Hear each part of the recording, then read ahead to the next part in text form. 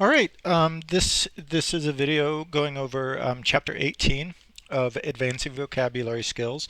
If you want to follow along in your book, it's on page 106. So here's the words. If you want to pause and take a guess at the meaning of these while I read them out, you can. First one is auspicious, expedite, extenuating, fraudulent, innuendo, rebuke, redeem, subordinate, subordinate, transgress, vehement. All right. So let's look at this first one, auspicious. The beginning of the semester was auspicious for Lisa. She got an A on the first quiz and saw this as a promise of more good grades to come. Jen and Robert's marriage plans didn't get off to an auspicious start. They couldn't agree on what kind of ceremony they wanted or which guests to invite. So auspicious means favorable. On page 107, auspicious is number 6, and it says being a good sign, favorable, or encouraging. So auspicious is often used for when we're talking for a day, for describing a day. If you say it's an auspicious day, it means that there's something about the day that bodes well. So I'm actually recording this on Friday the 13th, which is not generally an auspicious day. It's sort of the opposite of that. It's a day that's considered to give you bad luck. But there's certain auspicious doesn't necessarily mean lucky, but it's often associated with luck.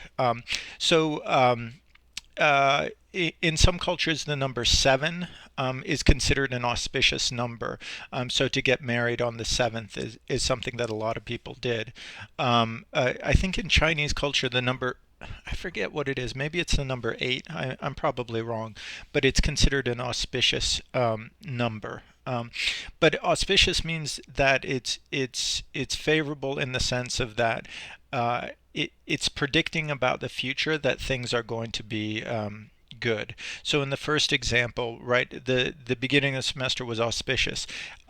It meant that it looked like it was going to be a good semester. In the second one, it wasn't auspicious. Their marriage started off in a bad way, which made it seem like in the future things were going to be bad. So this auspicious has this meaning of like a good results are going to be coming. Expedite. So this is a word. It's a verb. Express lanes in supermarkets expedite the checkout process for shoppers who buy only a few items. To expedite payment on an insurance claim, be sure to include all the necessary information on the form before mailing it in. Expedite means to hurry up. So in this one, in the picture there, it's saying high-speed trains expedite travel, meaning that it makes something go faster. Expedite is something that you often hear with shipping. So for example, if you order something on Amazon, you can expedite it. What that means is that if you pay some more money, you can get it sooner. Like if you want overnight shipping, sometimes that's called expedited shipping because it happens faster. On page 107, expedite's number 2, and it says to speed up or ease the process of, make easier. So one thing we're saying expedite means to speed up, to make something happen faster, but it can also mean to make some transition happen more smoothly. So an example of that might be, you might say to expedite my transition from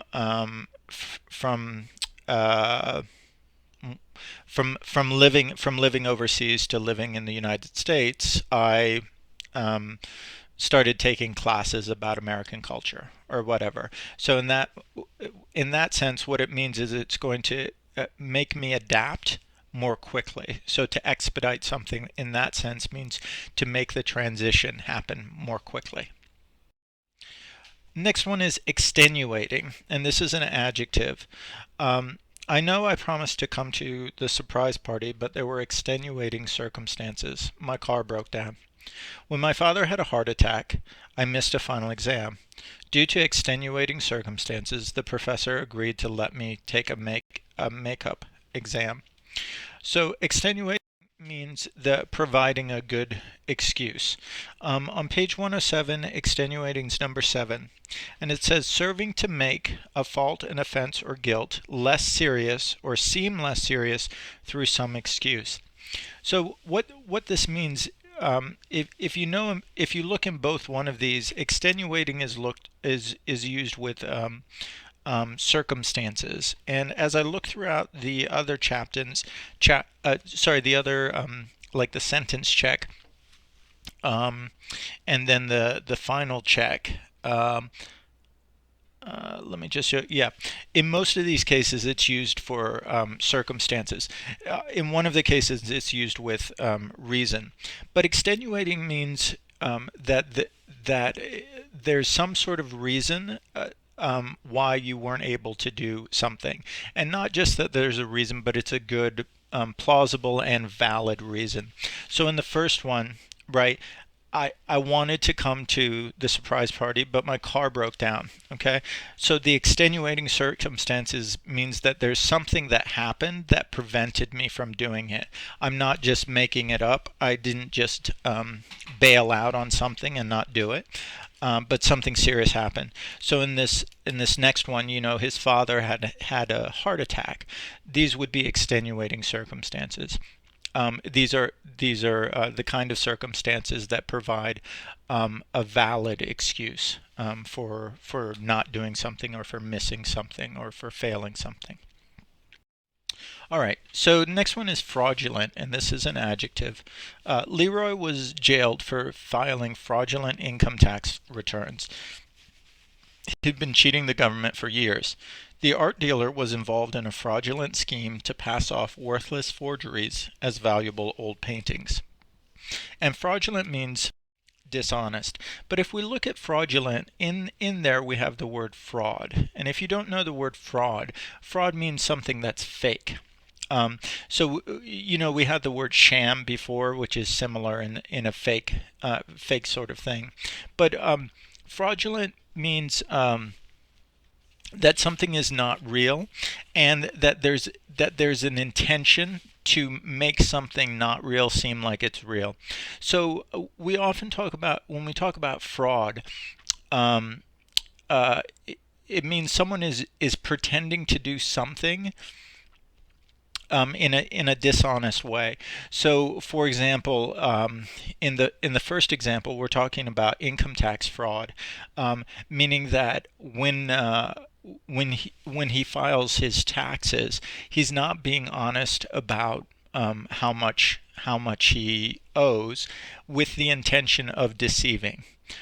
In the second one, we have this art fraud, means that you have these pictures, like, you say you have a picture of the Mona Lisa or some other famous painting like Starry Starry Nights, or I don't know, but you have a fake copy. You know that it's fake, and the reason that it's fake is to trick someone.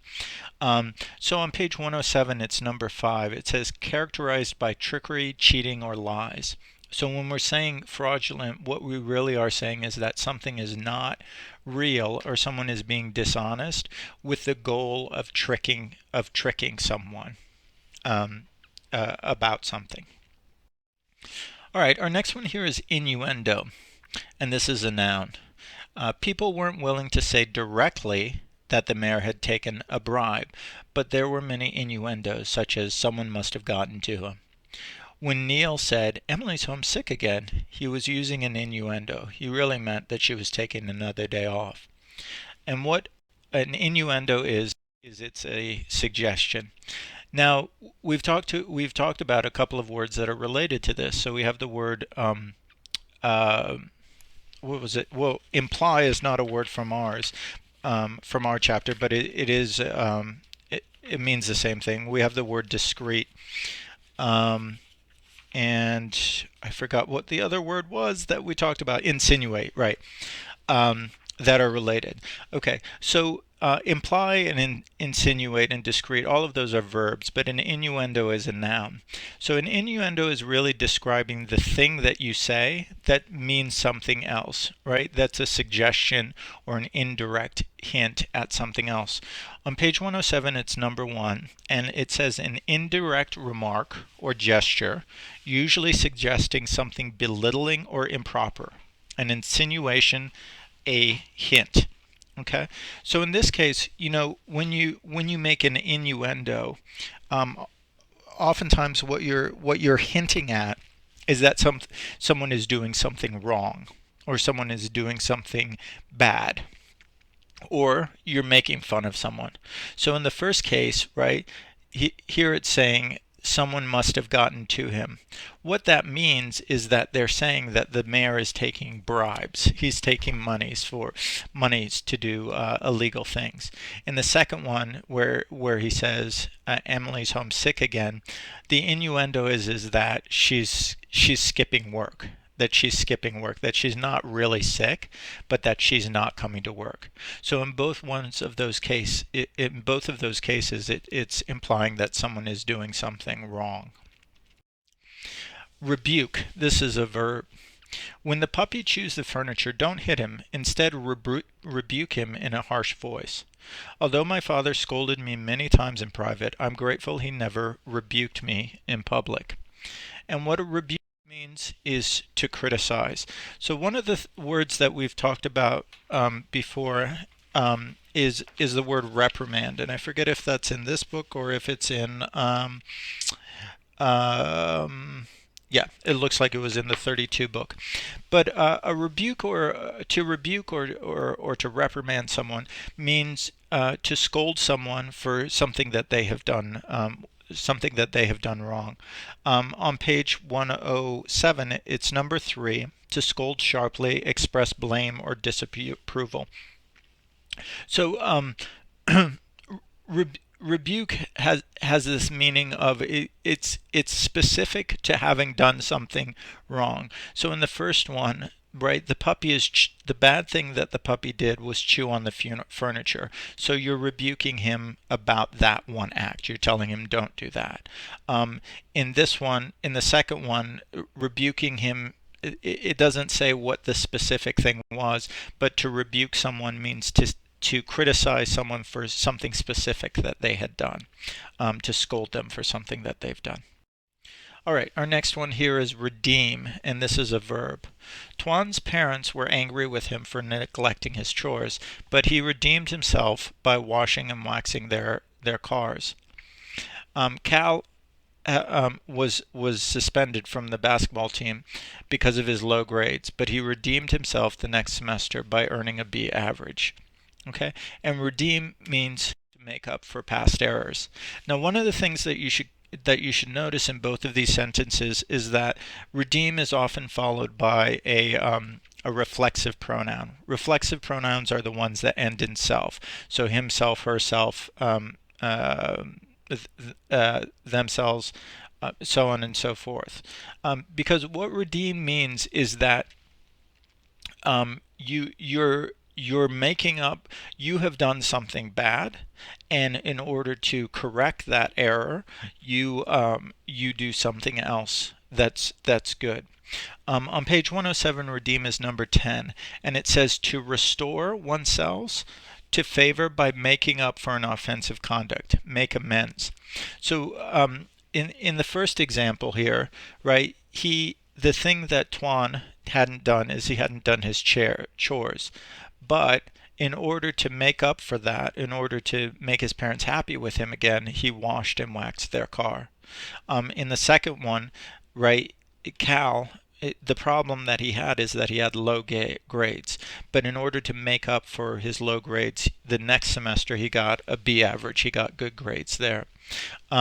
One of the ways you may have also heard this term, to redeem, means like you can talk about redeeming a coupon or something. And in that case, it's a slightly different meaning. It's not about past errors. It means that you're getting something from turning in that coupon. So that's a different meaning than this. In this case, we want to talk about making up for past errors. All right, next one, subordinate. This is an adjective, right? The end of it is it, not ate. Now there is a verb called subordinate, which has a similar meaning, but it's a verb.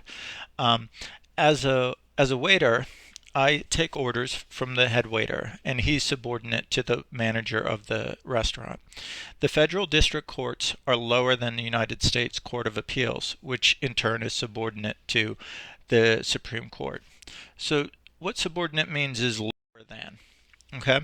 Um, so the verb subordinate means to make something lower than. Um, but a subordinate can also be a noun, where if you were to talk about your subordinate, it would be the person who works for you.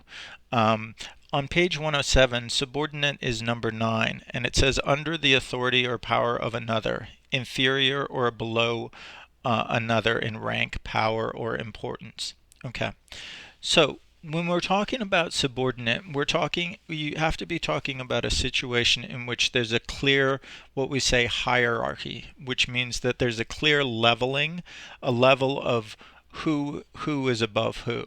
So in our class, in the classroom, it would probably be inappropriate to say that the students are subordinate to the teacher, because especially in the American college classroom, there's a sense of some equality, and that although I'm the instructor, I don't have a higher rank or a higher position than the other students, and I don't have rights or authority over you.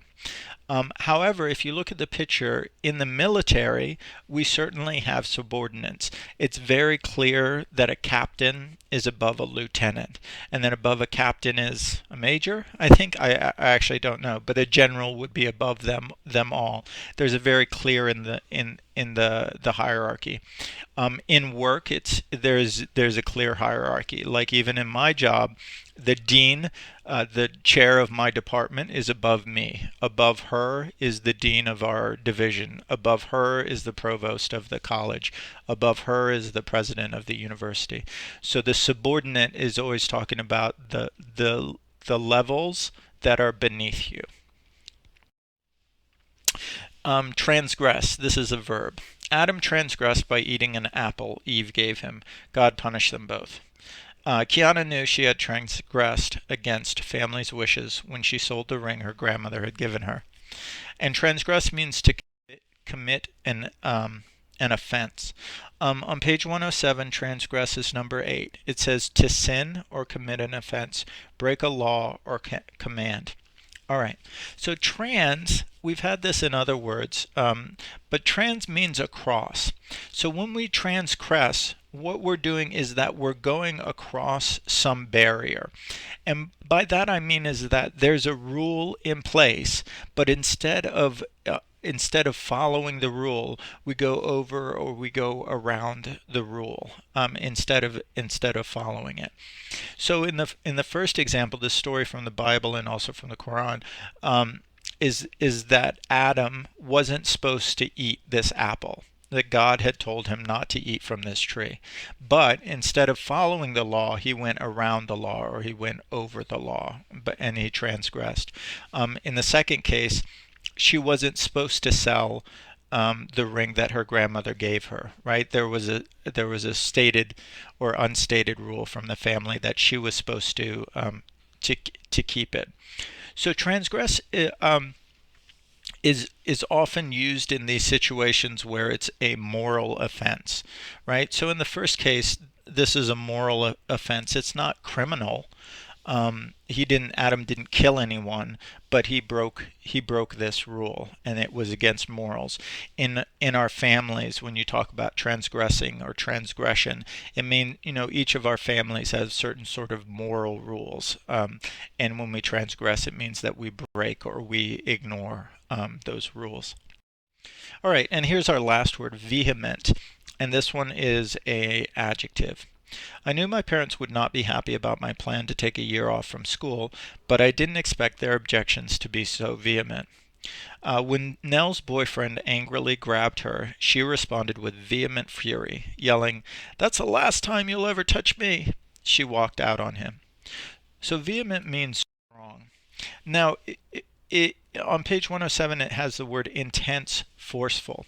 So vehement is normally is describing some response or some reaction to something. So in the first one, the reaction is to the decision to take a year off of school. In the second one, right, the reaction is to being touched or being attacked, basically being assaulted by the boyfriend. So, but vehement is describing the response to something. One of the things, be careful about this word strong, because in this case, you're not going to say a lifter is vehement.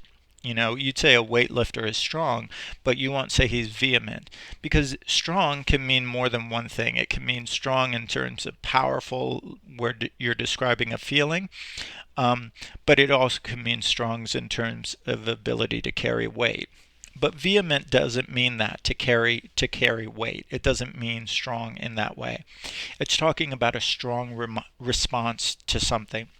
I have an example from my life that's sort of similar to the first example here. When I was just about it's now about 13 years ago, but just before my eldest son was born, I made a decision to change my name, and that's why I have this weird long name, this Hvitfeldt-Matthews, because I'd been brought up by my family with just the name Hvitfeldt, but I was adopted, and so I added the name Matthews to it because that was my biological father's name. There's a lot of reasons why I did this, but the point being is that I expected my parents to be upset about it, and I was worried about telling them, but they were vehemently against it. The result of it is that my parents ended up not coming up to see my son. When he was born. They ended up coming 3 months later when my sister's daughter was born, and we were in the same city. My sister also had a vehement response, in that she didn't come. We were living in the same city, and she didn't come and see my son when he was born. But vehement means this very, very strong response to something. Okay, so I'm going to stop there because this is getting a little long. Go ahead and do the online activities and the questions, and we'll talk about them tomorrow. Take care. Bye.